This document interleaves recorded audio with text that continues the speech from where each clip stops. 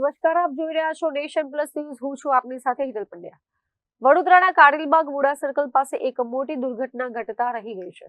કારેલબાગ VUDA circle પાસે આવેલા રાત્રિ બજારની સામે ચાલી રહેલી નવીન સાઈડની કામગીરી દરમિયાન એક 18 વર્ષીય યુવક ઊંડા ખાડામાં ખાબક્યો હતો.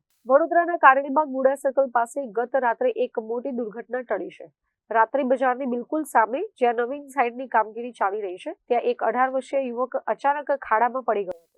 યુવક ખાડામાં પડતા જ ત્યાં હાજર રાહદારીઓ મદદે દોડી આવ્યા હતા અને તાત્કાલિક 108 ઇમરજન્સી એમ્બ્યુલન્સ તેમજ ફાયર બ્રિગેડને જાણ કરી હતી.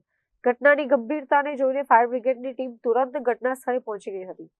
ફાયર ફાઇટરોએ રેસ્ક્યુ કામગીરી હાથ ધરી યુવકને ખાડામાંથી બહાર કાઢ્યો હતો. યુવકને શરીરે ઈજાઓ પહોંચી હોવાથી તેને પ્રાથમિક સારવાર આપીને તાત્કાલિક ધોરણે એસએસજી હોસ્પિટલ ખાતે વધુ સારવાર માટે ખસેડવામાં આવ્યો હતો. કારેલબાગની આ ઘટનાએ ફરી એકવાર કામગીરી દરમિયાન રાખવામાં આવતી સાવચેતી સામે સવાલો ઉભા કર્યા છે. કેમેરામેન નવનીત પરમાર સાથે Chirag Patel, nation plus news, Vadodara. સમાચારોના સતત અપડેટ મેળવવા માટે અમારી નેશન પ્લસ ન્યૂઝની યુટ્યુબ ચેનલને સબસ્ક્રાઇબ કરો, બેલ આઇકન દબાવો અને જોડાયેલા રહો ફેસબુક, ઇન્સ્ટાગ્રામ અને ટ્વિટર પર.